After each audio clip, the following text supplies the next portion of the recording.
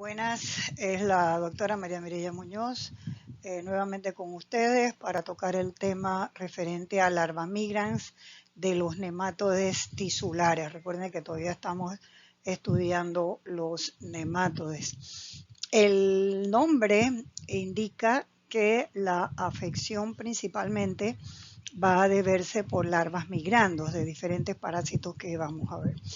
De acuerdo a la clasificación del doctor Bieber, entonces en algunos textos ustedes van a ver que el término larva migrans solamente se aplica para cuando hay larvas más no adultos, y el síndrome parecido a larva migrans cuando hay afecciones provocadas por las larvas y por los adultos. Sin embargo, nosotros vamos para integrarlo simplemente a hablar de larva migrans, pero para que tengan presente eso.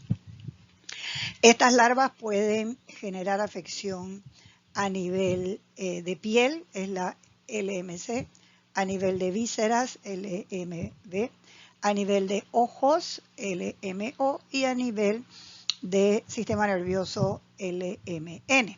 Parásitos que solamente generan una, otros dos, otros tres y uno, cuatro.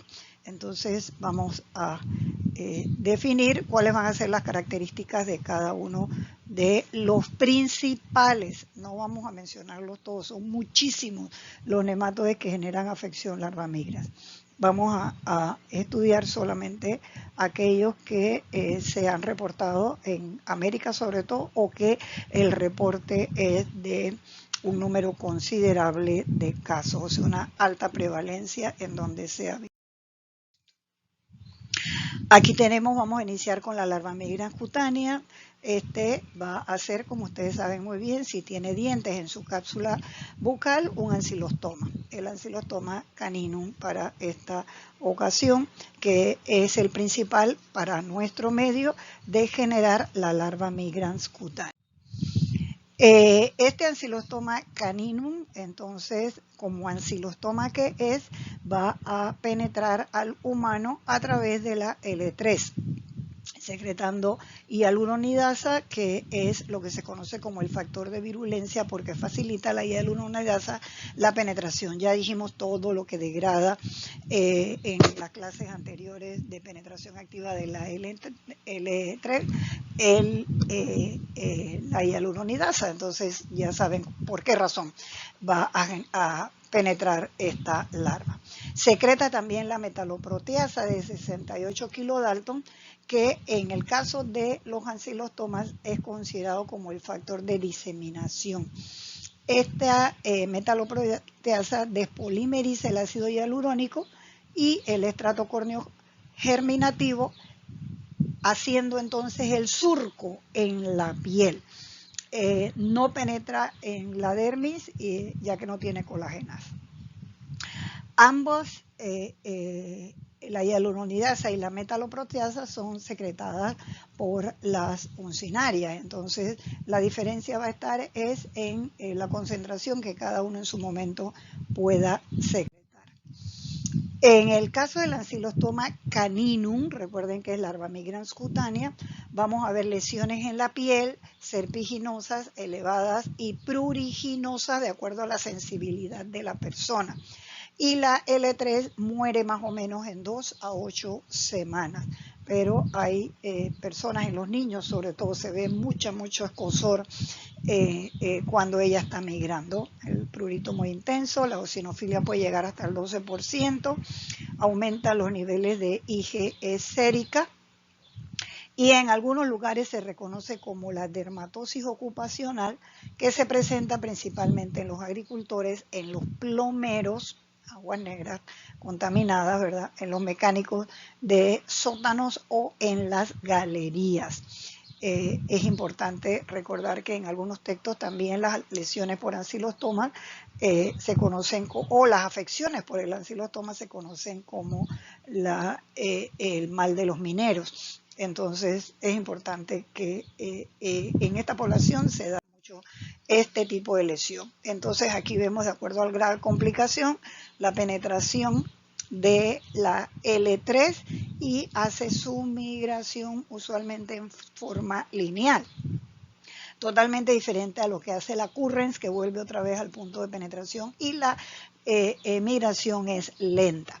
Como genera mucho escozor y los pies están contaminados y las manos también van a estar contaminadas, entonces tenemos una complicación bacteriana secundaria que puede ser mediana o puede ser muy grave, ¿verdad? Y es lo que en algunos lugares de zonas rurales se les denomina la mazamorra.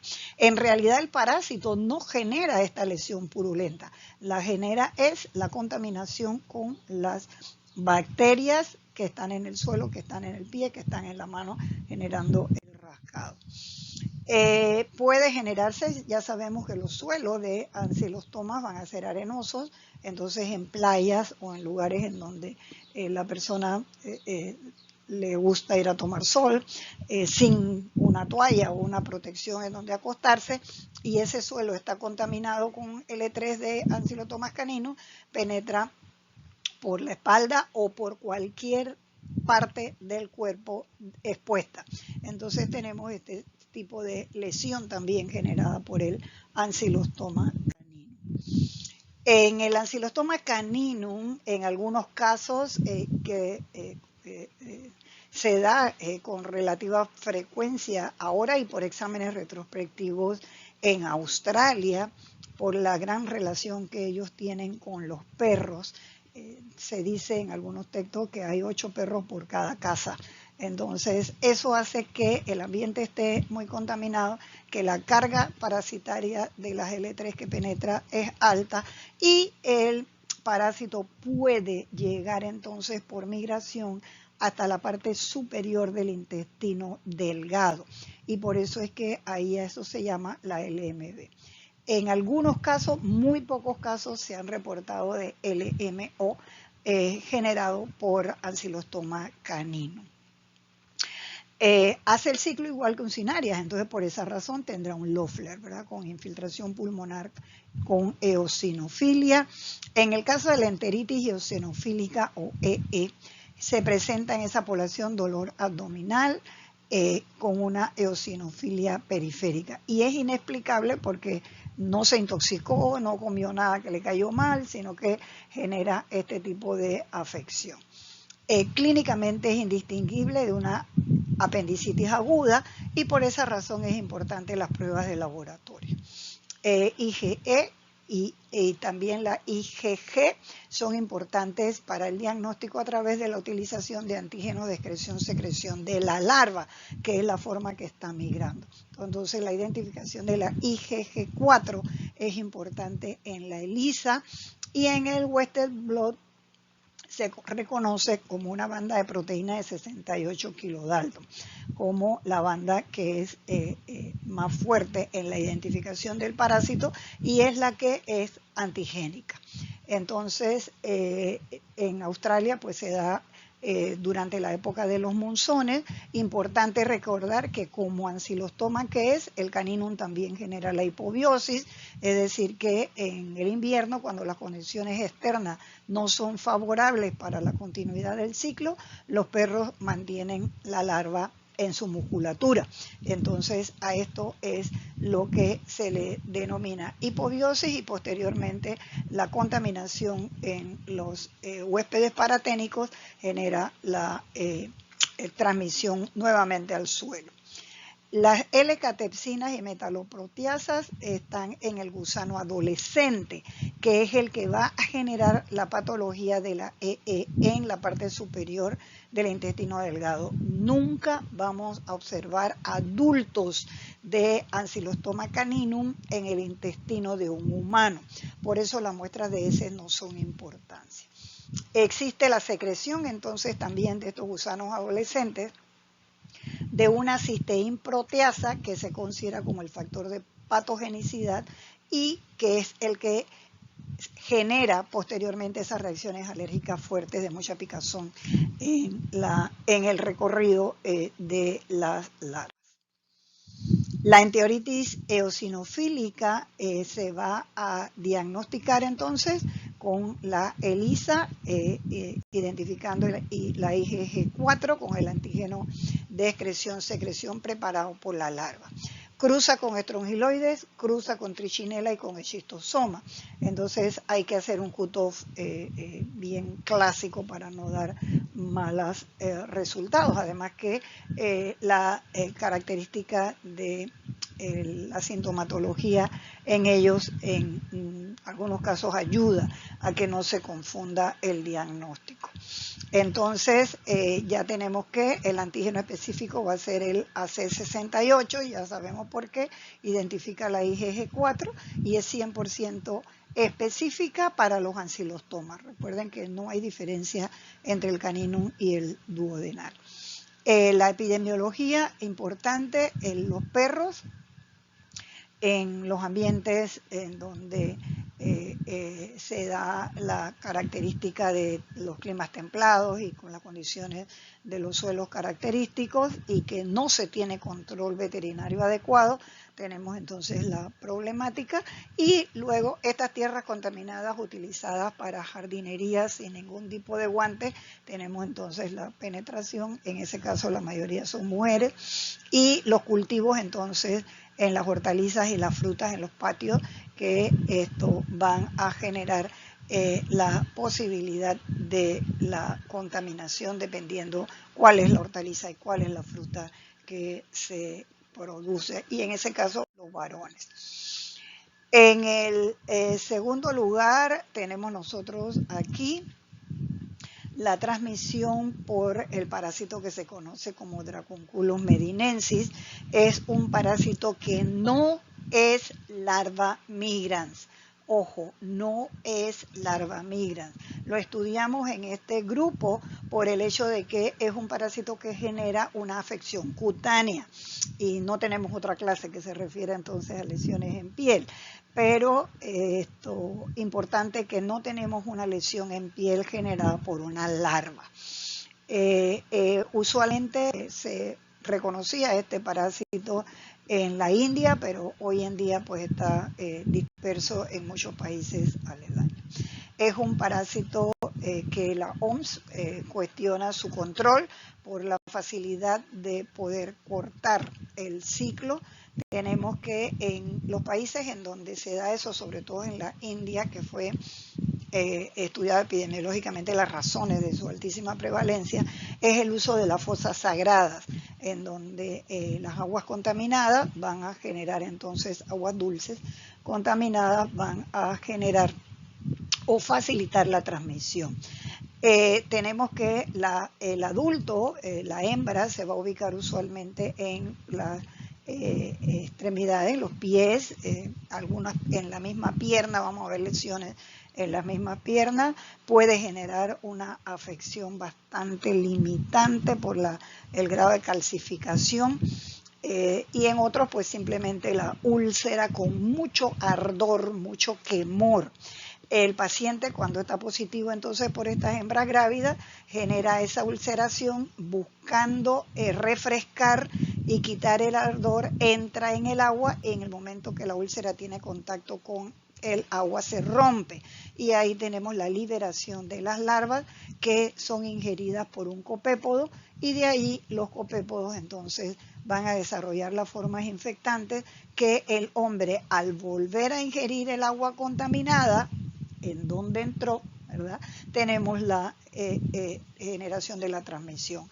Pasa la barrera estomacal, intestinal, la larva sale y migra vía linfática y o sanguínea hacia los tobillos, que es en donde usualmente se genera la lesión, o a través de la misma pierna, una vez que el adulto ya se haya desarrollado y copule. Entonces tenemos las hembras grávidas que van a dar lugar a la parida de las larvas en el momento en que se tiene contacto con el agua. Entonces, como simplemente filtrar el agua o no tomar este agua van a ser las medidas de control, OMS piensa que para el 2020 finales este es uno de los parásitos que se va a poder controlar a nivel del mundo. Entonces el adulto está en el tejido conectivo, la hembra tiene más o menos 1 metro de tamaño, sumamente grande, ¿verdad? Es tisular, y en los pies y los tobillos es en donde generalmente ocurre la afección y tenemos la dracontiasis, como en algunos textos aparece. Ya indicamos que el contacto con el agua rompe la úlcera y ahí emergen entonces las larvas del útero grávido. Millones de larvas por cada hembra que genera la úlcera. Como genera mucho calor, ardor y picazón en los lugares en donde se ha afectado este parásito, se conoce como el gusano de fuego o el gusano de Guinea. Provoca un eritema, una urticaria, un prurito debido a las toxinas que este parásito secreta, pero también como genera la picazón puede provocar una contaminación bacteriana secundaria, septicemia y en algunos casos tétano. Y es en estos casos en donde las personas mueren, solamente por la presencia del Dracunculus no. Tenemos reacciones secundarias que se han podido presentar como celulitis, artritis, miositis, calcificaciones y se van a detectar entonces por rayos X. Entonces aquí observamos cómo van sacando el gusano, ¿verdad?, de la lesión simplemente colocando agua en la úlcera y eso hace que esa hembra comience a salir. Lo importante es que no se rompa ese metro de parásito que está en estas lesiones. Ocurre una prevalencia más o menos de 3,5 millones de casos, no es que son pocos, en 20 países ahora mismo que se encuentran afectados. África Central, África del Este, el Valle del Nilo, Asia, India fue el foco primario, ¿verdad? Irán, Pakistán, y en América se ha demostrado en Brasil por migrantes africanos. Los reservorios, el perro, el lobo, los leopardos, el mono, los mandriles y los vacunos. En la Biblia se habla de la serpiente de fuego, que se considera que este fue uno de los males de las plagas que se dio, ¿verdad?, cuando se pecó contra el Señor, y por eso es que al levantar la vara de Asclepio con esa serpiente significa la presencia de Dracunculus medinensis. Ahí el que miraba esa cruz con la serpiente se curaba. Es algo, una anécdota importante a reconocer. Entonces aquí tenemos las calcificaciones, ¿no?, en algunos casos severas, que inmovilizan a la persona. Otra de los parásitos que van a generar LMC, entonces va a ser el Lagochilascalis minor, en donde en nuestras zonas rurales nuestro principal huésped van a ser las zorras y o zarigüeyas relacionados con las crías de aves, sobre todo gallinas, ¿no? Y el huevo embrionado, su nombre lo dice, es un primo hermano de Ascaris lumbricoides. Las lesiones son en el cuello, detrás de la oreja, a nivel tonsilar, en las amígdalas y en los huéspedes inmunocomprometidos puede llegar a afectar el sistema nervioso central. El diagnóstico básicamente va a ser biopsia de las lesiones y entonces observamos aquí en el estudio patológico un parásito con un corte polimiario, ya que es primo hermano de Ascaris, ¿verdad?, y las características generales que él tiene. Cuando se ven cortes de este tipo en una biopsia, por favor, no pensar que es un Ascaris, porque Ascaris nunca va a generar una lesión de este tipo, ni en cuello, ni detrás de la oreja. La Lagochilascalis minor se encuentra muy cerca de nosotros, ¿verdad? Se encuentra en Costa Rica, se encuentra en las islas del Caribe, se encuentra en Venezuela, en Colombia, en Brasil y Surinam, pero sin embargo en Panamá, pues aparentemente no se ha reportado ningún caso.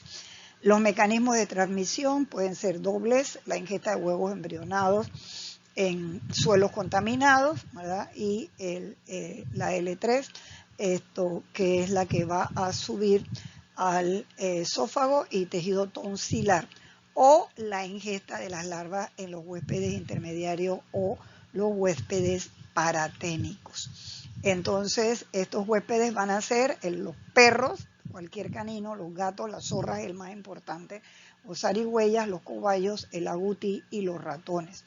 Y los definitivos, que son los que van a desarrollar los adultos principalmente, vamos a encontrarle en los felinos, silvestres y los gatos también, ¿no? El leopardo es importante en la transmisión. Entonces aquí vemos la lesión tonsilar, que es característica, los huevos que se pueden aislar de él, y ahí vamos a verificar que usualmente este tipo de lesiones y úlceras supurativas inicialmente se tratan con antibióticos, y al no tener la cura, entonces es importante hacer el aspirado de esa secreción y poderla mandar al laboratorio a ver si se trata de este parásito.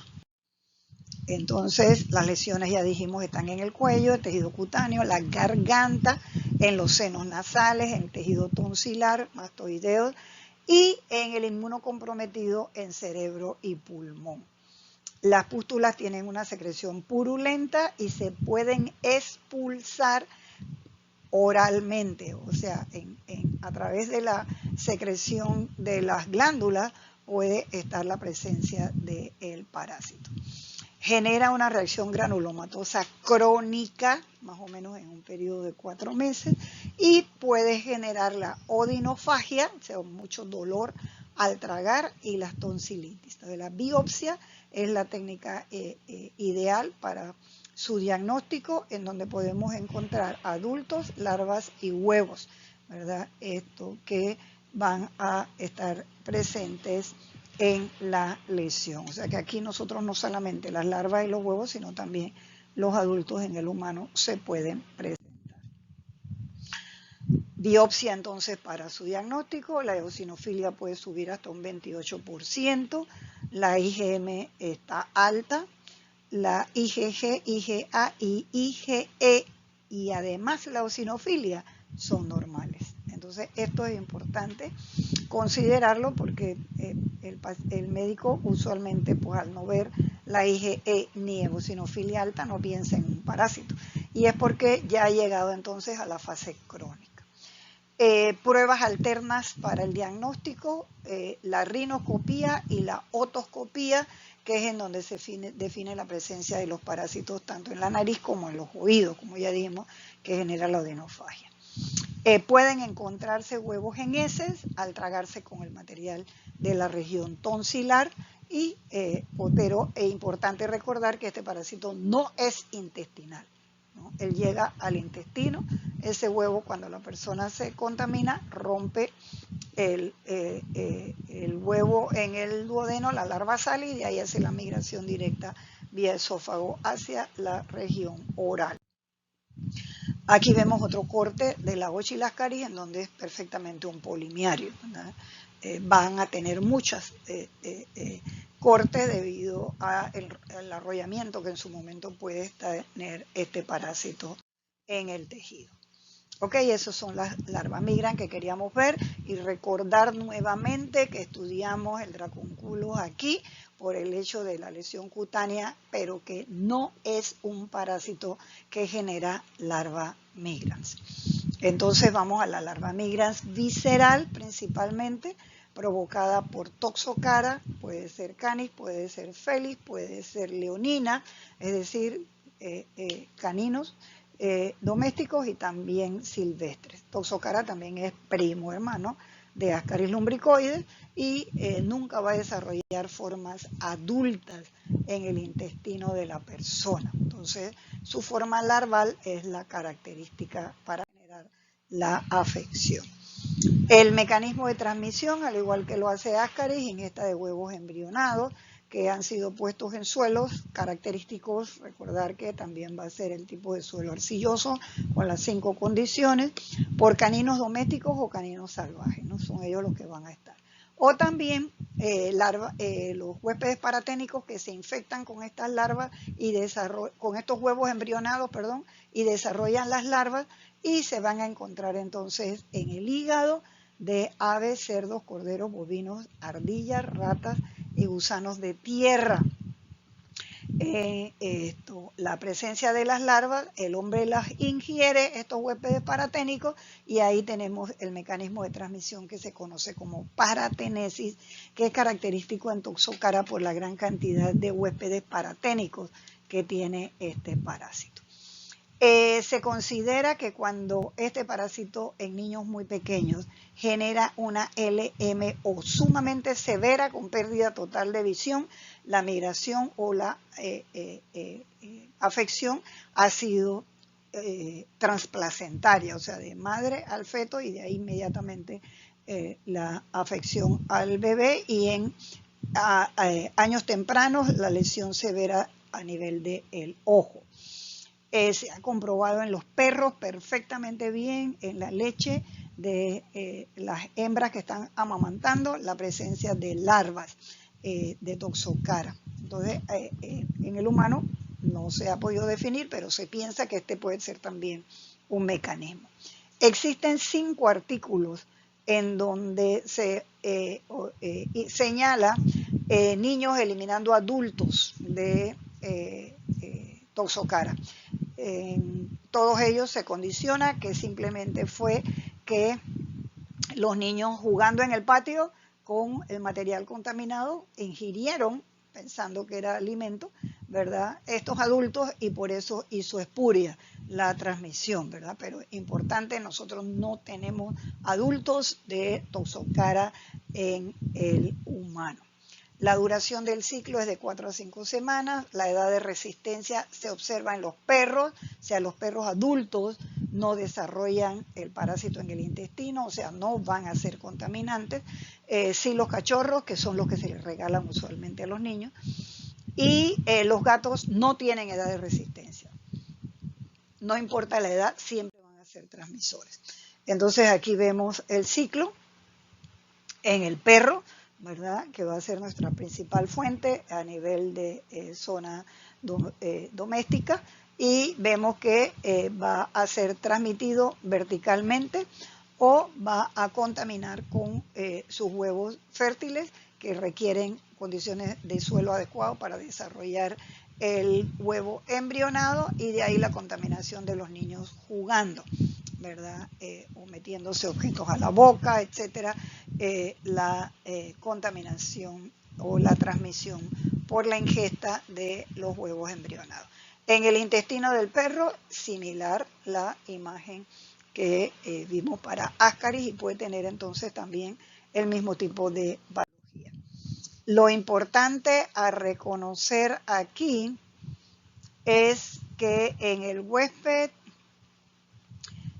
inmunocomprometido o en el huésped competente, este parásito nosotros lo podemos ver a nivel del ojo, generando la LMO, o a nivel del cerebro, generando la LMN. O sea, puede generar las 3 larvas migras, la visceral, la ocular y la neurológica.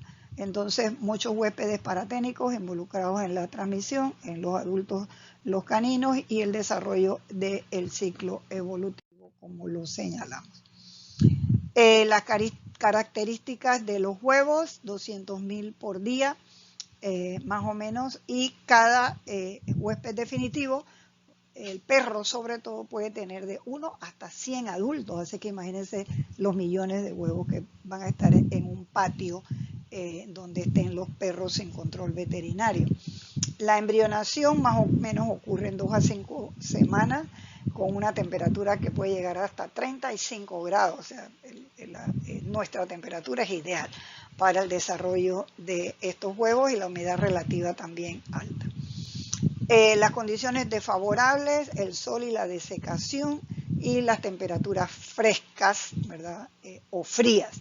A 10 grados centígrados no se embriona, y a menos de 15 grados la larva no se desarrolla y el huevo se destruye totalmente.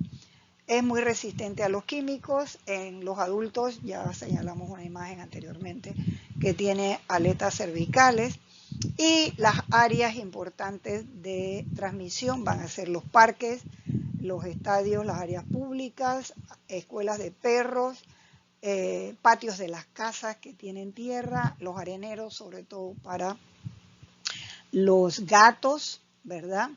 Y la transmisión en estas áreas se considera de un 2 a un 56%. Yo he realizado hasta ahora unas 6 tesis de Toxocara, evaluando zonas en donde nos han llegado casos al CIDEP, que es el Centro de Diagnóstico de Enfermedades Parasitológicas que tenemos en el departamento, solicitando el diagnóstico para niños afectados con LMO.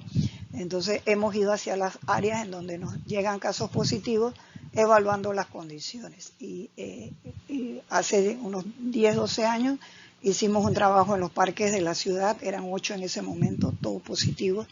Hace 3 años la alcaldía nos pidió el trabajo de evaluar los 18 parques que hay en la capital, todos, absolutamente todos positivos, unos más que otros. Y además esta vez trabajamos directamente las áreas alrededor de los sitios específicos de juego de los niños, los cinzuanes, los zurrasurras, la ola marina, etcétera, ¿no? Todos los que hay en los parques.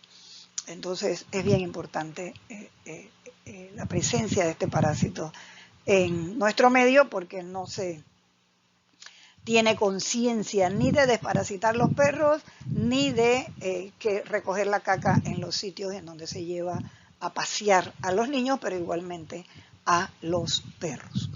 Entonces por eso tenemos tantos casos de Toxocara nosotros en Panamá. El primer caso se dio en 1950 por el doctor Wilmer, evaluando retrospectivamente 21 patologías de ojos enucleados de los niños, es decir, ya se había sacado el ojo de los niños y en todos encontró la presencia fue la larva. Ahí fue donde se definió que no era un retinoblastoma lo que estaba generando el blanqueo del ojo en estos niños, sino era la presencia de un parásito. En cuanto al cuadro clínico de la LMV, que es la más característica, hay fiebre, hepatomegalia, porque el hígado es el órgano más afectado, hipergamaglobulinemia y pica, sobre todo una relación de pica en los niños, ¿no? Ya saben ustedes lo que es la pica. Importante que es la producción de las isohemoaglutininas anti-A y anti-B. O sea que cuando se hace el diagnóstico serológico es importante conocer si la persona tiene sangre tipo A, B o AB, porque va a cruzar con el diagnóstico serológico. Genera un 100% de eosinofilia. Ya veamos 2, casi 3 parásitos que generan esta eosinofilia, un 50% de infecciones pulmonares como asma y neumonía, 28% de invasión a miocardio y sistema nervioso central, no necesariamente en huéspedes inmunocomprometidos, ¿verdad?, sino también en inmunocompetentes de acuerdo a una alta carga parasitaria, y 10% de reacciones inmunes exageradas y urticarias. No hace larva migrans cutánea. Las erupciones en piel son tipo urticante. Provoca fiebre, irritabilidad y dolor abdominal, y ya vemos que la urticaria puede generarse de acuerdo a la sensibilidad del paciente y a la carga parasitaria. A nivel del pulmón, genera un pulmón eosinofílico con respiración entrecortada, tos y sibilancia. Entonces el hígado ya dijimos que es el órgano más afectado en la LMV, puede generar una hepatitis granulomatosa por las enzimas que está secretando la larva y una respuesta inmune severa, provocando muerte pediátrica en un alto número de la población afectada. Puede manifestarse leucocitosis con eosinofilia severa, más o menos en un 40%, con granulomas eosinofílicos, y es importante hacer la diferenciación de los pacientes alérgicos y asmáticos, además de no confundirla con una leucemia eosinofílica. Genera adenopatías y dolores articulares. Arritmias cardíacas y pericarditis cuando el paciente, en este caso sí en la gran mayoría inmunocomprometidos, el parásito va al corazón generando la afección. Entonces eso es lo importante con la LMV. En el caso de la LMO, genera conjuntivitis, ojos rojos y trastornos visuales, granulomas en la región macular, que es lo que genera el blanco del ojo, ¿verdad? Rodeado de una zona oscura. Puede desprender la retina porque hace pliegues retinales, entonces metiéndose la larva, recuerden que es lo que genera el daño en el ojo y en las vísceras también. No tenemos nunca adultos de toxocara generando lesiones. Produce una endoftalmitis crónica con iridociclitis y es importantísimo diferenciarlo del retinoblastoma o cáncer ocular. Entonces, por eso era que se nucleaba, ¿verdad?, a los pacientes. Nosotros tenemos muchos niños y jóvenes y adultos, unos 150 enucleados aquí en Panamá, que posiblemente, porque no se ha hecho un estudio de patología retrospectiva, lo que tenían era toxocara, dado el caso de la gran cantidad de casos que nosotros tenemos. Entonces este es el blanqueo del ojo rodeado de un área oscura. Está una chica de Panamá Viejo que tratamos aquí y inicialmente, ¿no?, inicia puntiforme y se va agrandando la lesión. Para toxocara nosotros nunca vemos la larva en el ojo, lo que vemos es la reacción granulomatosa que la larva genera a nivel ocular. Entonces es un cuadro semejante a la endoftalmitis crónica, con granuloma de polos posteriores y periféricos. Puede estar relacionado por el estrabismo, por el hecho que se relajan los músculos oculares por la presencia de este parásito, y ocurre entonces lo característico, que es la leucocoria o pupila blanca, ¿no?, que en la mayoría de los casos entonces se hace una pérdida de visión, es unilateral, nunca en los dos ojos, y aun cuando se le dé tratamiento, si se ha dado el diagnóstico correcto, lo que se ha perdido de la visión no se recobra. Lo que se utiliza es la ivermectina, porque recuerden que la ivermectina es la que ataca y puede controlar a las larvas, y esteroides por la inflamación que este parásito puede generar. Diferencias entonces entre LMO y LMB: da reacciones positivas más frecuentes que la LMB, o sea que es bien característico ver la lesión, se hace la serología y me va a salir positiva, mucho más que la LMB. Puede darse cuando ya la persona no hace pica, o sea que preguntarle a él si has hecho pica no es tan clásico cuando tiene la lesión de LMO. Da títulos positivos mucho más bajos que la LMB, y ahora lo vamos a ver, y las edades son variables. O sea, la LMO va a dar usualmente en niños mayores de 8 años, en jóvenes y adultos. La mayoría de los niños nuestros han sido en realidad de 8 o 9 años en adelante, y jóvenes y adultos también. Y en el caso de la LMB, los niños pequeños de 1 a 4 años. La LMN, que es la larva migrans neurológica, se considera poco frecuente, pero también se indica que a lo mejor es que ha sido diagnosticada. 60 casos en Brasil, en Chile, en Estados Unidos, en Bolivia, o sea, la mayoría de los casos están acá en América, y en Italia también se han reportado estos casos. Yo tuve la oportunidad de hablar con un médico que hizo una cirugía a nivel de cerebro, por el que se sospechaba que el paciente tenía neurocisticercosis, y lo que me señala, dice, no, lo que saqué fue un fideíto, pero nunca nos los mandó al laboratorio. Entonces tenemos la duda que a lo mejor nosotros también podíamos estar dentro de ese rango. Meningitis eosinofílica es lo que va a generar con encefalitis, mielitis, radiculopatías, rigidez nucal y paresis. O sea que es bien, se puede complicar completamente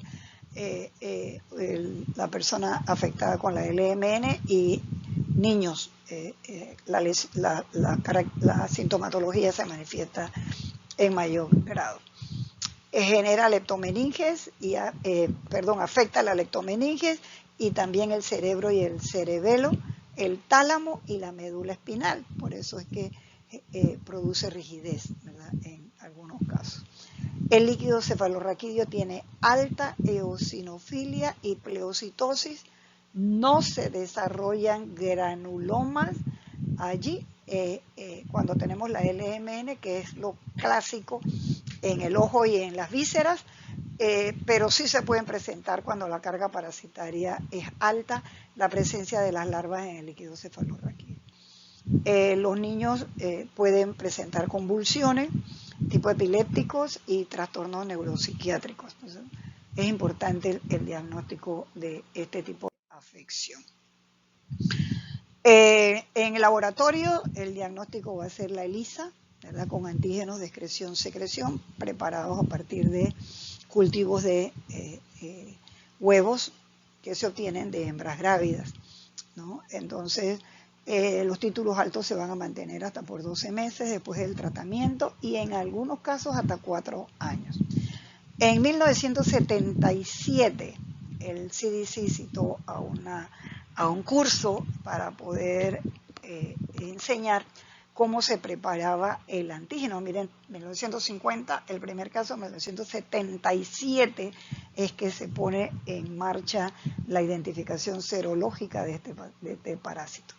Nosotros tuvimos la gran dicha de ser invitados a este curso y por esa razón nosotros podemos hacer el diagnóstico de Toxocara en nuestro medio.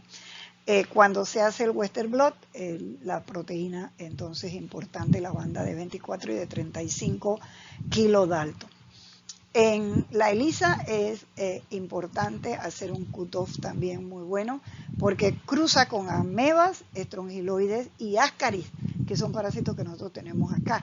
También con fasciola, filaria linfática, trichinella y oncocerca que no tenemos en nuestro medio. Brasil es el que tiene que hacer mucha caracterización aquí para no dar falsos positivos. No da reacción cruzada con malaria, que lo tenemos, con toxoplasma, que lo tenemos, con algún tipo de hidatidosis que vamos a ver, y con el schistosoma no tenemos. Ya señalamos que cruza con las personas que tienen sangre A, B o AB por las isomoglutininas y el pico de IgG se mantiene hasta por 7 semanas. El pico de IgM también se mantiene alto durante la fase crónica, es importante. Estamos en la fase crónica y todavía la IgM está alta. Entonces pueden encontrarse en el esputo cristales de Charcot-Leydig porque el parásito hace el tránsito pulmonar generando entonces eosinofilia, ¿verdad? Entonces aquí vemos la diferenciación entre los títulos cuando se hace la ELISA. Para la LMO, 1 en 8 ya marca que la persona está positiva, pero la visceral mínimo 1 en 64. ¿Verdad? Y es lógico porque si yo tengo un título en el ojo, ese ojo es una cámara bien cerrada, protegida, entonces no debe haber ahí cruces con ningún otro. En cuanto a la epidemiología, hay muy pocos países que realizan el diagnóstico serológico y ahí lo tenemos. En el CDC dice que si todos los países del mundo pudieran aplicar la prueba serológica, esta fuera la parasitología de mayor prevalencia a nivel mundial. Y ya vemos que hace LMO, LMB, LMN, o sea que es bien importante. No se puede diagnosticar con coproparasitología porque no hay adultos en el intestino, por ende no van a haber huevos. Y la biopsia es una prueba alterna, pero tiene que ser un patólogo con mucha experiencia para poder definir qué es Toxocara lo que está generando la afección. Es muy difícil de interpretar. Clínicamente también es difícil porque hay mucha variedad de signos y síntomas. Entonces, epidemiológicamente es importante el control del medio ambiente, parques, veredas, aun cuando la alcaldía aquí tiene una multa para todos aquellos que sacan sus perros a pasear y no recogen las excretas, la gente lo hace. El control veterinario de los perros es muy importante y la educación a la población de cómo se adquiere esta afección. En Estados Unidos tenemos más o menos 2.8 millones de casos reportados en zonas rurales y de baja educación. Alemania 2,5 países del Caribe 83%, y el último trabajo que nosotros hicimos fue en Chepo, en donde nos están llegando muchos casos ahí de diferentes zonas escolares, y encontramos un 64% de los 100 niños estudiados de segundo y tercer grado de un colegio primario público allí, que estaban positivos por larva migrans. Lastimosamente uno de ellos murió unos 6 meses después que nosotros hicimos este trabajo. No necesariamente eran niños, la mayoría eran niños indígenas de invasiones cunas hacia Chepo Centro, ¿verdad? Pero los otros eran del mismo pueblo. Parásitos con mayor índice de contaminación ambiental, es importantísimo recordar esto, y la droga de elección actualmente es la nitazoxanida. Aquí vemos un ojo enucleado en donde se observa la presencia de la larva. Y otro parásito que genera larva migrans visceral de consideración son los Angiostrongylus.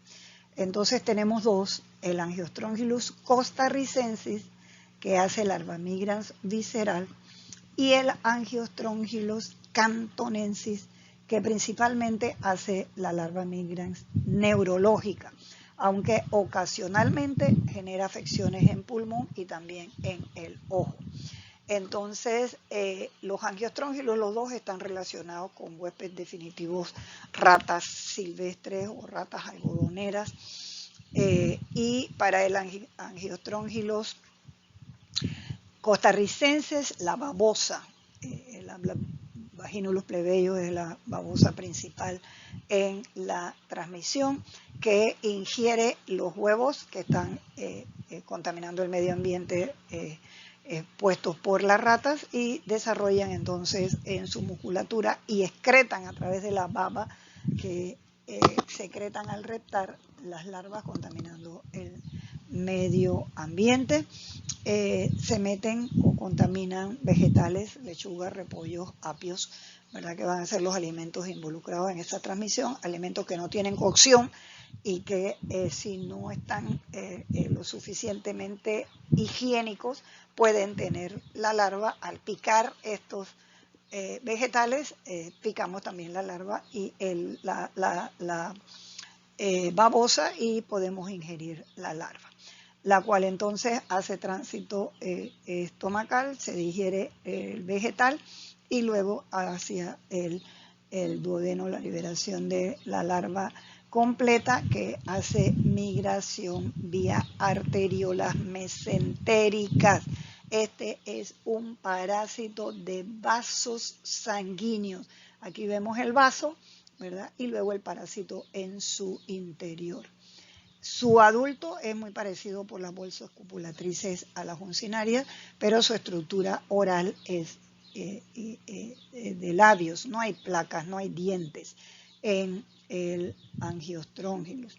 Y cuando hablamos de Angiostrongylus costarricensis, siempre debemos pensar en tejido y o área necrotizada. Es la característica que tiene este parásito.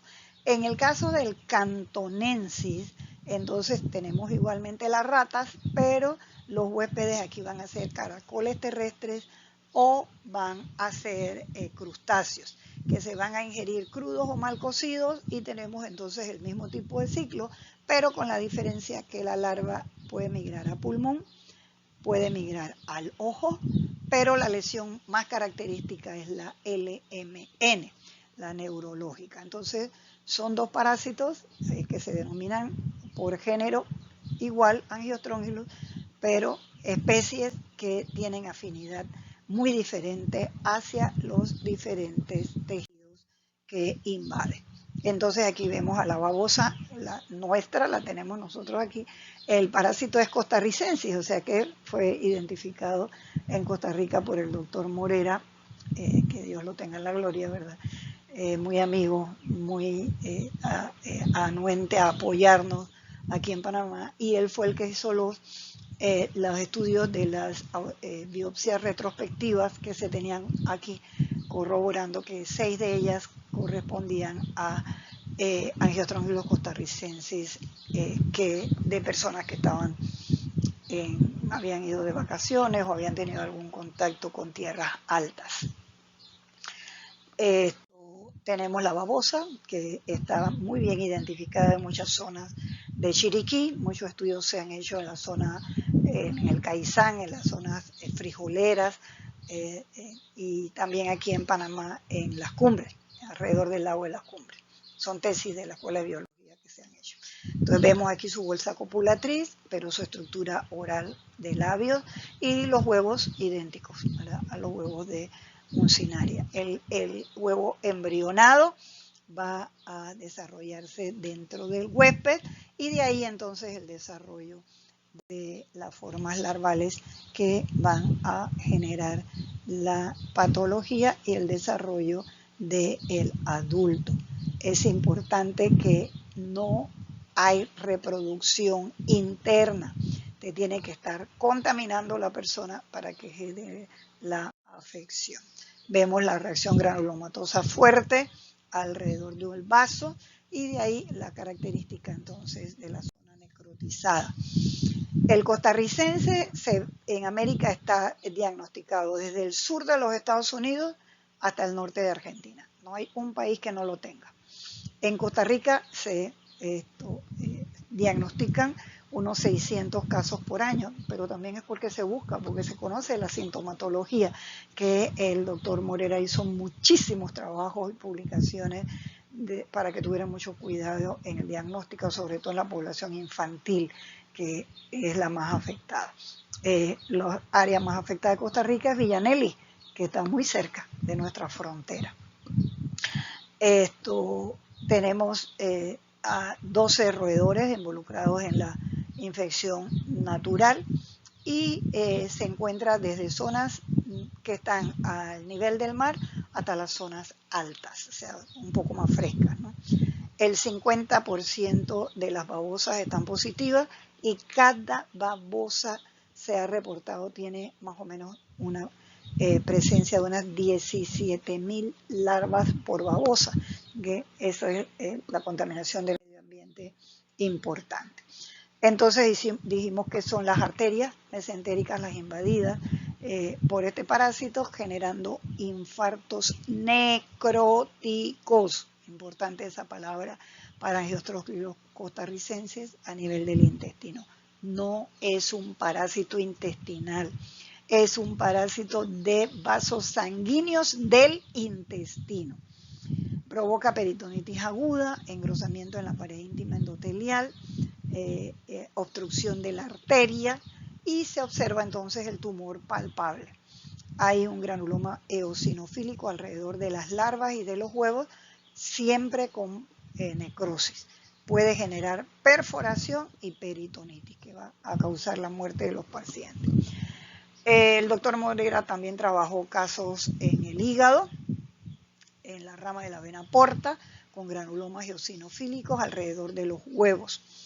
De allí también se puede inferir perforaciones y peritonitis. Entonces, siempre cuando el hígado está afectado por este parásito hay hepatomegalia con necrosis.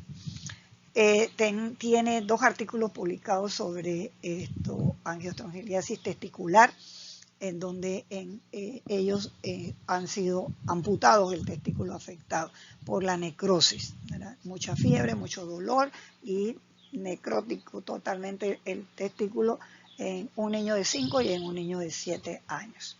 Y también se ha reportado la piel en la región perianal necrotizada y se considera que eso es mala higiene, ¿verdad? Una pañalitis severa con un material en donde están las larvas afectando a la piel de esos bebés y se ha reportado en 2 casos de niños de 3 meses. Entonces, muy importante la patología que este parásito provoca. Y lo tenemos cerquita y lo hemos dado acá. Otro parásito que genera afección en los dedos, ya llevamos 3, ¿verdad? Entonces, se gangrena por falta de irrigación, por obstrucción. con los huevos. Hay también afección de nódulos linfáticos que los obstruyen y afección de ilion terminal y colon ascendente. Es un parásito de relativa reciente data, 1971. Su identificación, ¿verdad?, es importante. Los pacientes usualmente llegan con una apendicitis, tipo apendicitis, dolor muy fuerte, mucha sensibilidad en la fosa ilíaca. Se palpa la masa en el cuadrante inferior derecho, eosinofilia altísima y fiebre. Y se pueden observar los granulomas intestinales que se dan en el ilion, en el apéndice, en el ciego y el colon ascendente. Y muchos huevos degenerados en esas zonas. La fiebre es característico, puede provocar vómito y anorexia, y a nivel intestinal, entonces, como ya señalamos, puede haber constipación o puede haber diarrea. Es rara la obstrucción, ¿verdad?,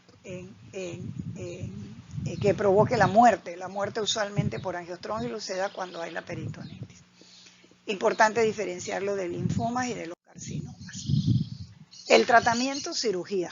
No hay otro, hay que cortar el área necrotizada, y es importante la dosificación del mebendazol para los adultos, porque se ha comprobado que genera excitación en los adultos y migraciones ectópicas que van a generar casos fatales como infartos y necrosis en órganos a distancia. El diagnóstico temprano es muy importante, ya que la población afectada en su mayoría son niños menores de 12 años, la mayoría de 6 a 7. El parásito se alimenta de sangre, ¿verdad?, y de proteínas del plasma, y por ende el tratamiento debe ir acompañado con hierro por la anemia que puede presentar la población. Dijimos que la eosinofilia es alta, hasta un 70% puede darse, y es importante diferenciarlo de la leucemia eosinofílica. La leucocitosis puede llegar a 20 a 30.000, y los exámenes radiológicos son de importancia porque ayudan al médico a definir el sitio en donde el parásito está. En los cortes histológicos vamos a ver huevos, vamos a ver larvas y vamos a ver adultos también. El doctor Morera dio una reacción de precipitación y una ELISA, que son los que se usan para el diagnóstico, sin embargo está localizado, no hay kits comerciales para diagnóstico de angiostrongilus costarricense. El Western blot, proteína de 29 y 31, las bandas, y no es específica porque cruza con hidatidosis. Es curioso, ¿no? Siempre el Western blot es 100% específica, en este caso cruza con hidatidosis. Y cuando se han hecho estudios moleculares, la banda importante de diagnóstico es la de 232 pares de bases. Ya dijimos que desde el sur de Estados Unidos hasta el norte de Argentina los tenemos, y los países más afectados, Costa Rica definitivamente, en Centroamérica Honduras, hay en Norteamérica Brasil, Suramérica, en Norteamérica México, en Suramérica Brasil, Venezuela, Argentina, y Colombia y Ecuador, y Panamá, que es Centroamérica y el Caribe, ¿verdad? Entonces aquí lo tenemos, los 6 casos no son muchos, pero es importante que se ha dado la presencia. Migración, entonces tenemos el diagnóstico en USA, en España y en el Zaire. Importante la necrosis.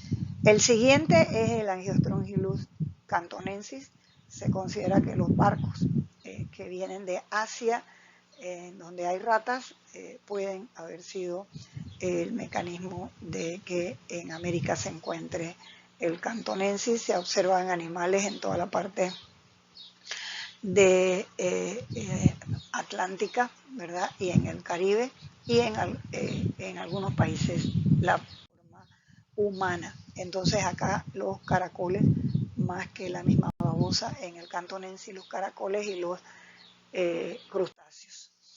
Genera la meningoencefalitis, que es eosinofílica, con compromiso de meninges, encéfalo y médula espinal.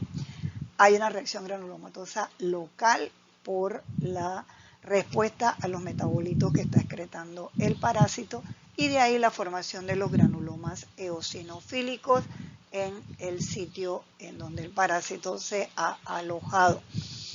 Se manifiesta con dolores de cabeza sumamente severos, con vómitos explosivos, eso es característico, convulsiones, rigidez nucal y alteraciones neurológicas.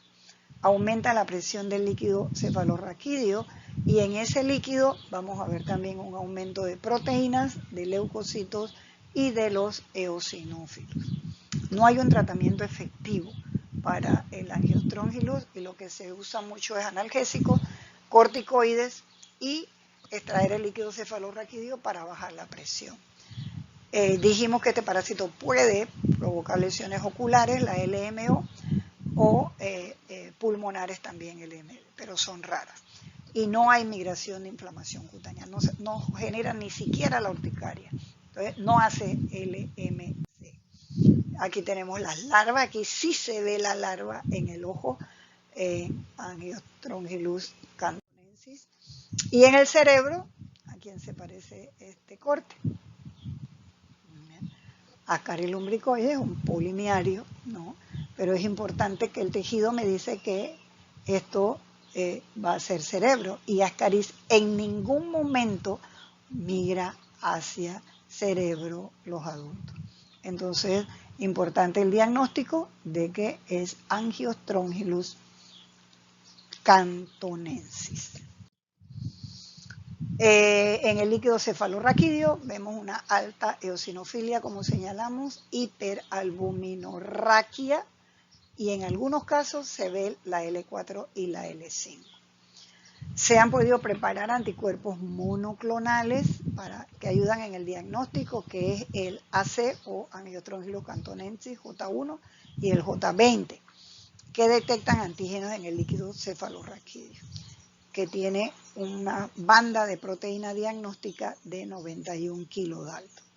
También es un parásito de data reciente, en 1945 en Taiwán, pero no fue hasta el 55 en donde se definió en Australia. Para nosotros, el lugar de mayor grado de afección y más cerca que tenemos es Hawái. Se están reportando aproximadamente de 80 a 100 casos por año, y debido a la ingesta del kei, que es una lechuga que ellos comen mucho, que se come cruda, pero que esta lechuga tiene en su parte anterior toda la hoja enrollada. La larvita está metida ahí en esas hojitas. Muy importante la presencia de este parásito allí. En Estados Unidos se ha encontrado también, por ende, en Tailandia, Filipinas, Indonesia y Taiwán. América, Ecuador, para mí fue muy importante ver la cantidad de casos, más de 15 presentaciones en póster de diferentes lugares en Ecuador, en donde habían aislado, identificado pacientes con este parásito en el FLAP que se dio en Ecuador para celebrar los 50 años del FLAP. Se ha encontrado también en Cuba y en Puerto Rico, pero en animales. Puerto Rico, animales. Ecuador y Cuba en humanos. Hawái en humanos. Igual en Estados Unidos. Las larvas y los adultos jóvenes mueren en el cerebro, ¿verdad? En la meninge o en el bulbo raquídeo. Ya dijimos que es raro, pero se han reportado casos en el pulmón. Muy importante el control de los huéspedes paraténicos, que van a ser los anfibios, los reptiles, los caracoles, los crustáceos, los peces y los moluscos de agua dulce, en donde la gente los ingiere crudos o mal cocidos. El siguiente, Anisakis. Anisakis es un parásito de transmisión acuífera. Ya habíamos visto uno, ¿verdad? Que ustedes deben recordar. En este caso, agua salada es en donde vamos a ver la transmisión. Anisakis, el complejo Anisakis pseudoterranova, los huéspedes definitivos van a ser los delfines y las ballenas, los osos marinos, que son importantes en la transmisión. Ellos van a estar eliminando en las aguas el huevo fértil que desarrolla bajo condiciones favorables de agua, que ya señalamos cuáles eran, el huevo embrionado, que se lo come un crustáceo pequeño. Este crustáceo pequeño desarrolla la L1, se lo come un pez pequeño que desarrolla la L2, y este pez se lo come el delfín, la ballena o el oso marino, ¿no? Y de ahí desarrollan entonces las formas adultas y la eliminación de los huevos nuevamente. El hombre se va a infectar al ingerir el crustáceo o también en su mayoría al ingerir es el pez con la larva infectante. Cuando se lo come crudo o mal cocido, a través del ceviche, a través del sushi, a través del sushimi, que son los principales alimentos en donde se come, o simple y llanamente porque se come los filetes del pescado crudo, que pude ver yo en una mesa en un restaurante en China hace 2 años que estuve por allá. Entonces es importante que una vez que pase, que se ingiere ese alimento crudo contaminado con la larva, pasa a la barrera estomacal, se digiere el pez y luego en el duodeno la larva va a generar la patología incrustándose. La larva, nunca tenemos adultos de anisakis en el humano. Por ende va a ser una LMB característica. Entonces, primo hermano de Ascaris, muy parecido a él, pero más chiquito y con una depresión aquí en la parte anterior. Peces y los moluscos, calamares, pulpos, son los más importantes en la transmisión. Aquí vemos, no son adornitos en el filete del pescado, sino que todos estos son larvas. Que las personas comen esto crudo y ahí tenemos sin conocer que eso es un parásito que va a generar una patología severa. En primer caso, 1955, en Holanda. Entonces tenemos el género Anisakis, el simplex y el Physeteris, que usualmente no afecta al humano, y el Pseudoterranova decipiens, y por eso se habla del complejo Anisakis Pseudoterranova. Para Europa y Asia, Anisakis es el más importante. Para América, el Pseudoterranova va siendo el más importante.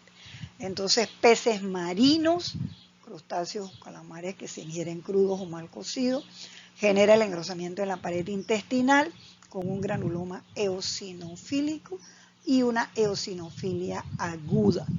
Provoca edema y sangrado cuando también el parásito se ubica a nivel del estómago.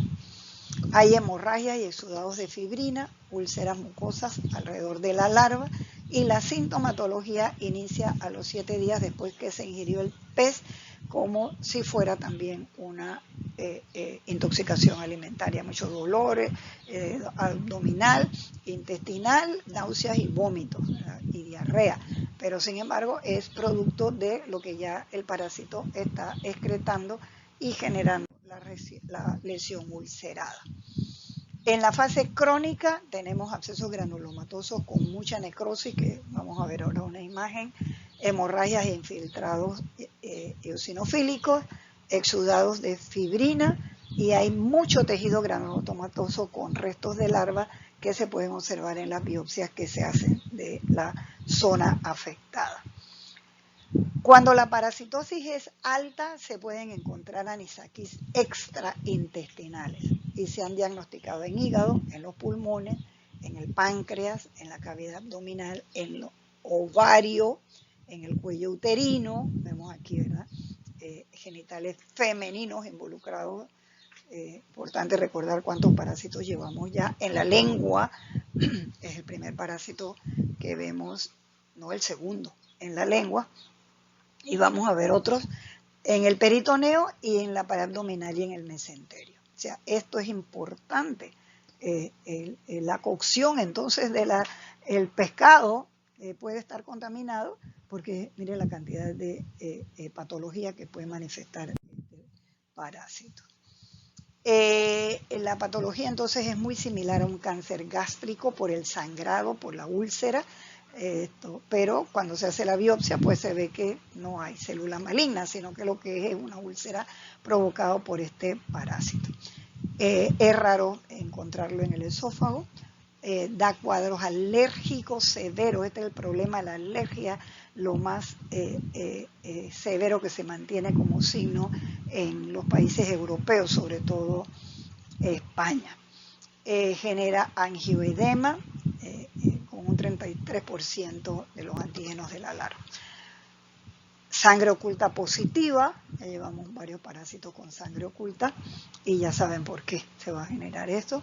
Es diagnosticado en Japón en un alto porcentaje, en Taiwán, en las Islas Madeiras, España tiene altísima prevalencia, Italia, Indonesia, Bali, Estados Unidos, Chile con pseudoterranova, Brasil, Perú, Colombia con pseudoterranova y Panamá lo pudimos diagnosticar en peces. Sabemos ya los peces que están positivos. Recuerden que es importante que por el cambio climático las ballenas y los delfines están migrando a nuestras bahías y ahí tenemos entonces la posibilidad de transmitirlo a partir de los meses posterior a su migración y o avistamiento y no hemos hecho todavía, queremos una tesis con algunos de los chicos de tecnología médica para poder definir mayor cantidad de peces y poder preparar el antígeno y hacer entonces un trabajo con los humanos, a ver si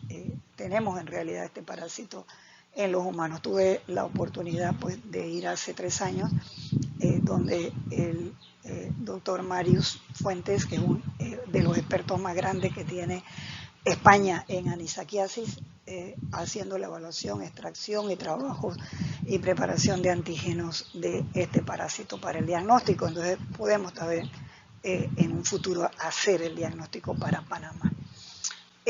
La ingesta de sushi, sashimi, ceviche es importante.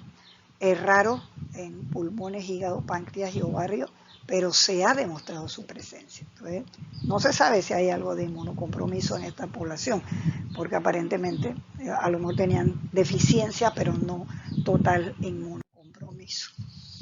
El control, porque se puede controlar, ¿verdad?, esta transmisión, el cocinar a más de 70 grados el alimento en Europa, la merluza y el congrio. Para nosotros los peces que hemos encontrado positivos son los peces de cola hendida, o sea, los que tienen B. En todo lo que hemos trabajado están positivos. Congelar también a menos 20 grados por 24 horas si son peces muy pequeños y si son peces más grandes hasta 7 días. Puede hacerse un congelamiento también a menos 35, o sea, más bajo todavía, por 15 horas para poder llevar. En España esto es reglamentario. No se puede llevar al mercado ningún pez si no ha tenido esta congelación. Y marcar ahí con un código dónde se pescó, las coordenadas de dónde se pescó, lo tienen tan delimitado así por la cantidad de casos y cuánto tiempo tuvo en congelamiento para luego poder ser expendio, si no hay multas severas en la población. Secar y ahumar el pez no mata a la larva, o sea que esto es importante conocer. Eviscerar tan pronto se pesca, controla, pero no elimina totalmente la presencia de la larva. Es una larva grande, 3 centímetros mide. La primera vez que tuve una en la mano fue impresionante, ¿verdad? Entonces genera una lesión de consideración. Mira las úlceras sangrantes que puede provocar y usualmente no se encuentra una larva, sino muchas generando este volvulus que es característico en la zona de alta endemicidad de este parásito. Muchas larvas pueden encontrarse en los peces, ¿verdad?, al hacer estudios de su musculatura. El siguiente parásito es Natostoma, que en este caso lo podemos encontrar en peces de agua dulce. Y las aves, entonces, son huéspedes paraténicos importantes.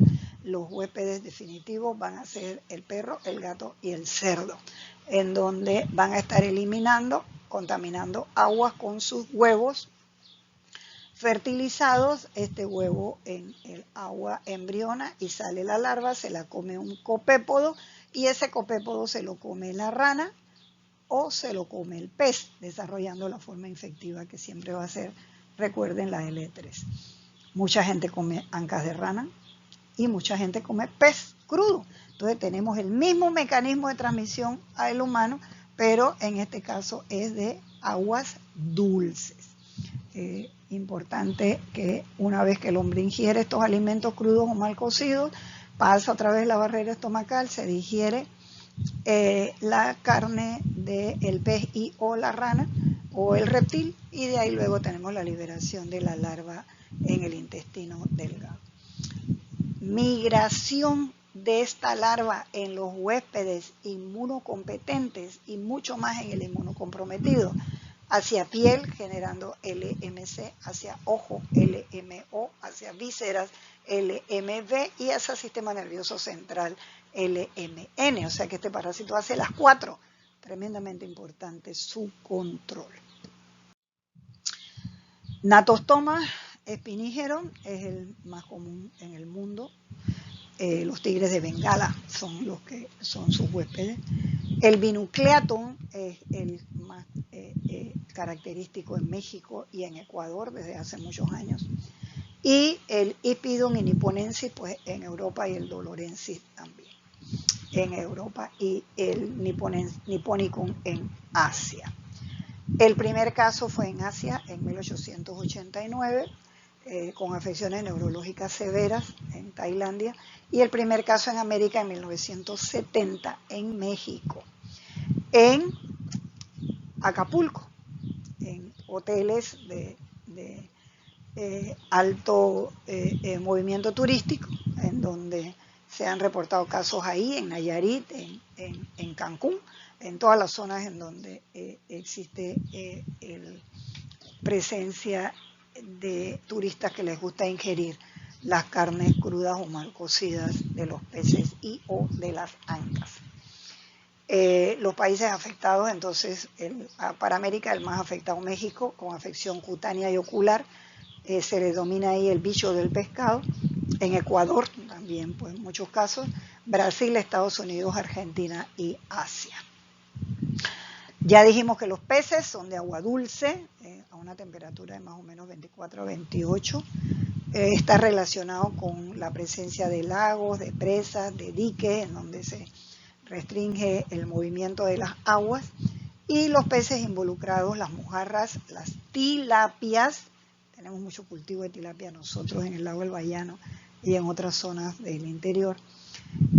Y tenemos involucrados pues perros, gatos y humanos en la transmisión de esta parasitosis. Entonces el humano adquirirlo, solamente las larvas, ¿verdad?, son las que van a afectar al humano. No tenemos adultos de natostoma. Perros y gatos importantes entonces en la transmisión.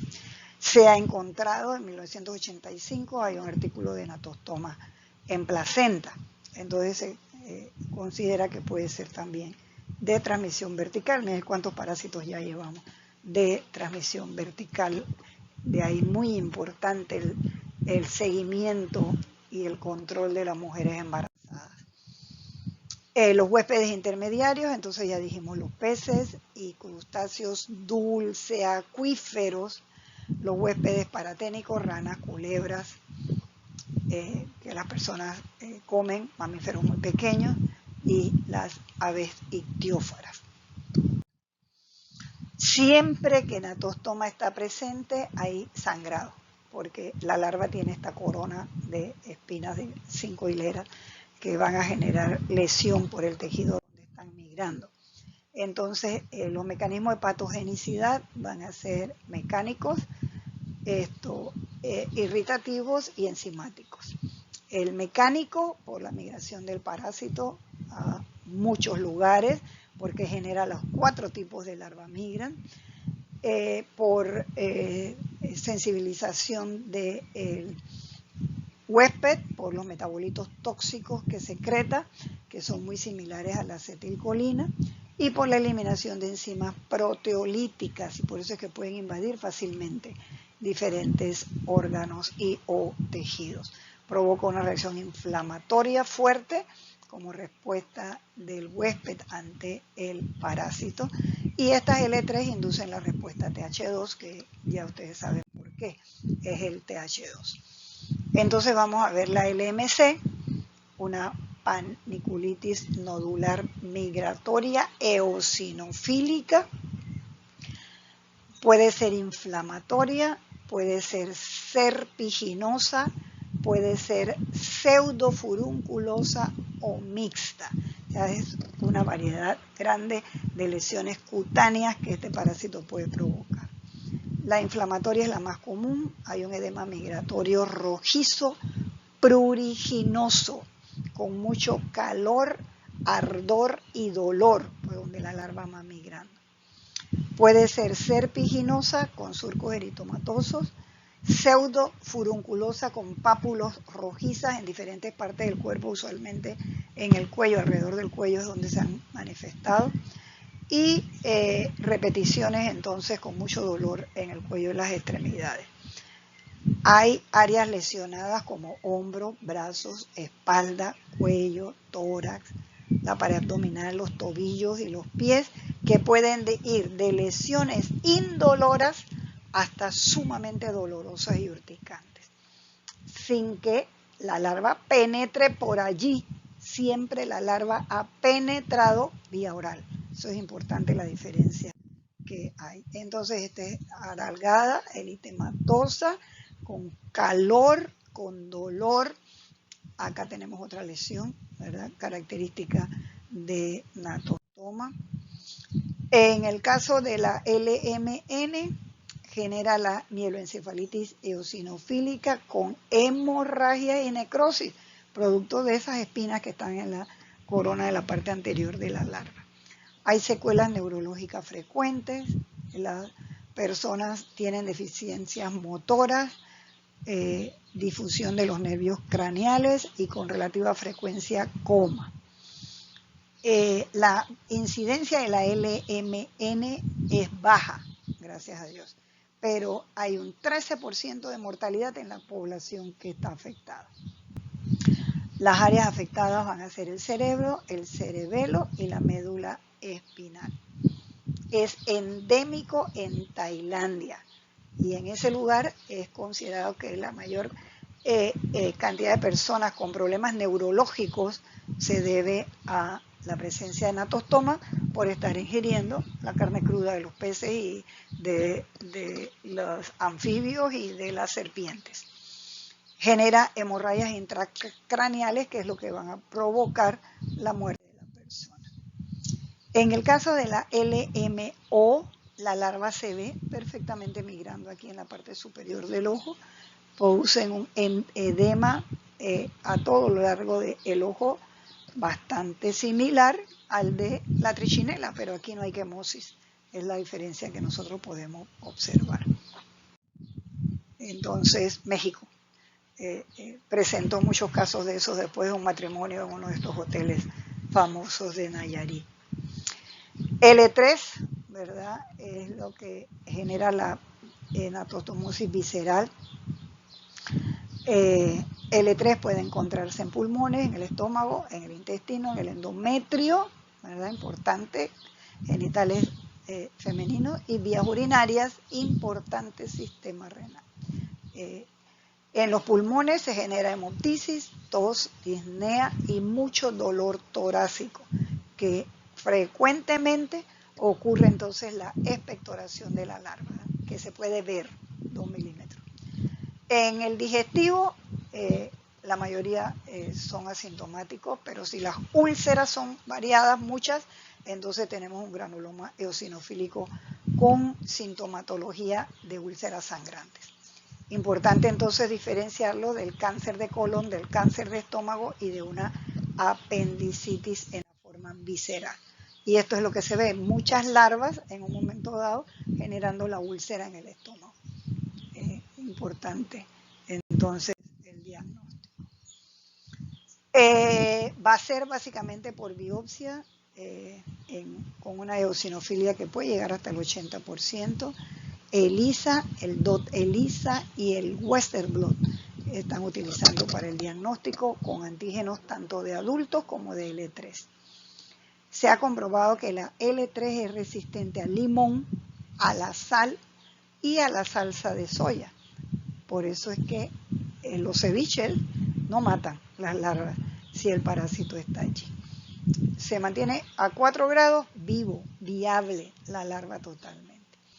La cocción o el vinagre sumamente concentrado es lo que se ha demostrado que inactiva la larva. Entonces es importante el control de reservorios como los perros, los gatos, los cerdos y las aves para controlar esta afección. Y finalmente vamos a ver entonces el Baelisascaris procione, que genera LMB, LMO y LMN. El mapache americano, que miren el tamaño tan grande que tienen, aunque nosotros queremos evaluar también si los mapaches que tenemos en Panamá con tremenda invasión por todas partes de mapaches, también van a ser los que van a tener como reservorios para el Baelisascaris, ¿no? Todavía no hemos podido hacer ese trabajo, pero lo tenemos en mente. Va a defecar entonces los huevos en zonas de suelos arcillosos con las 5 condiciones que ya saben. Baelisascaris significa que también es primo hermano de Ascaris y va a generar un ciclo muy similar en tierra a el de el Ascaris en más o menos 2 a 4 semanas en condiciones favorables.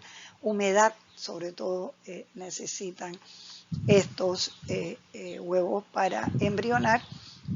Usualmente los mapaches son muy gregarios.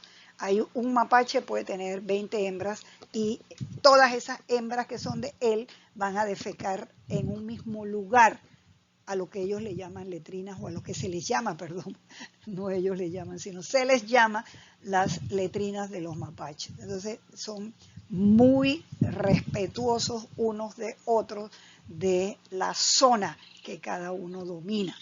Y de ahí entonces la transmisión cuando se manipulan suelos contaminados con las excretas de estos animales.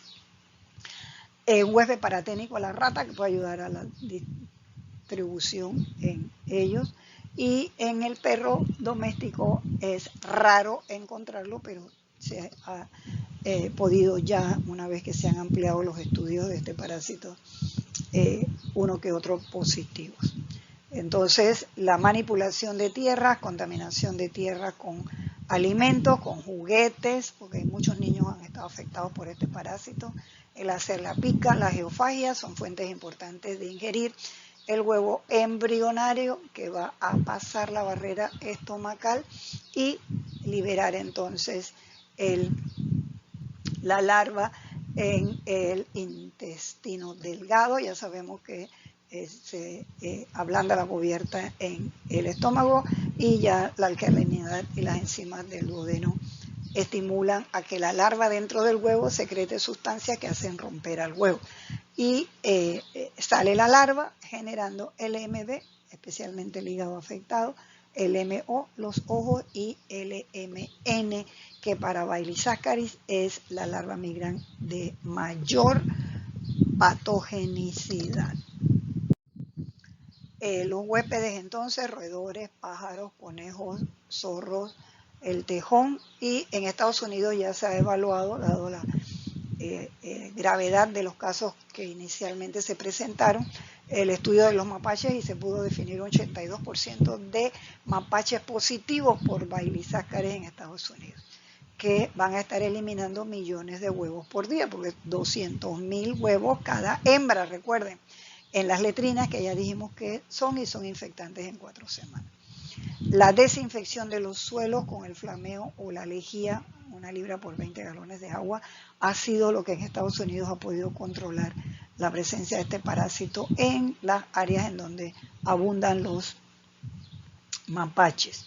Los perros son sensibles, algunos ya se han encontrado positivos, pero los gatos no son importantes en la transmisión. Entonces, la LMB con reacción inflamatoria severa, granulomatosis eosinofílica en el hígado y raro en el corazón. La LMO, endoftalmitis ocular con desprendimiento de la retina y se ve la larva móvil, es lo que lo hace diferente a toxocara, aunque son primos hermanos de toxocara también.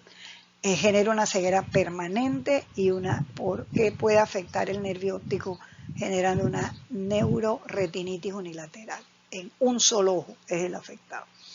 La LMN, 5 a 7% de los casos en donde las personas se han afectado, afecta cerebro, médula espinal con convulsiones, ataxia y lo más característico es la descoordinación motora.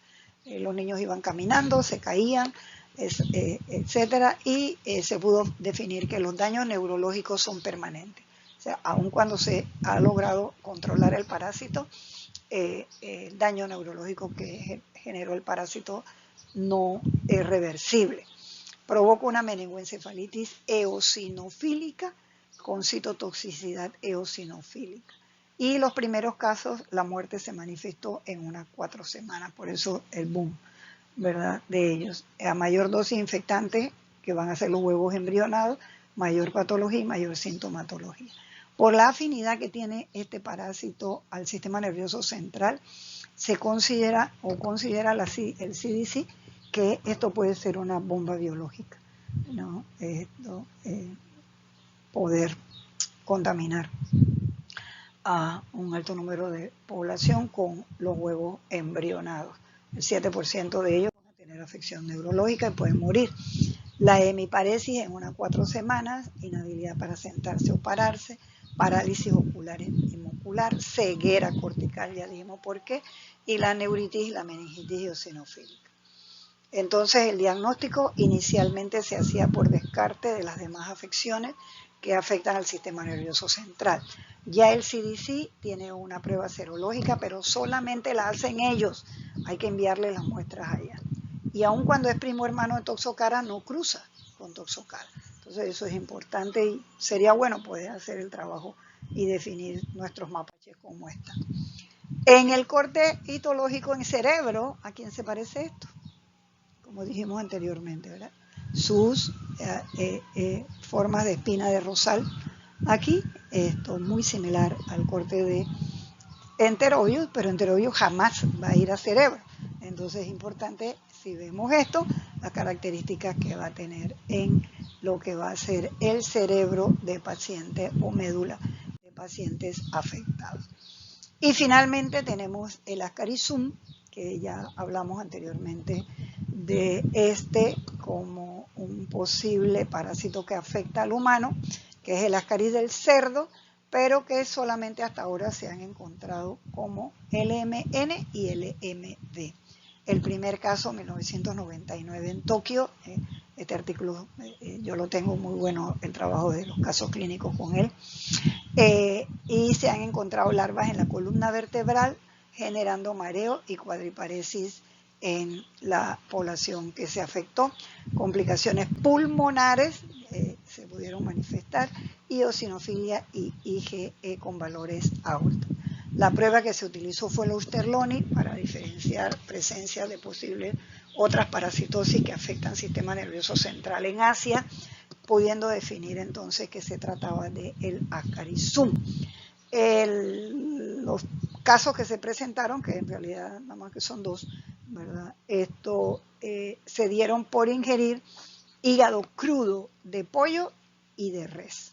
Entonces, la ingesta de alimentos crudos o mal cocidos juega un papel tremendamente importante en las patologías generadas por larva migrans. Entonces, esto era lo que queríamos hablar de larva migrans.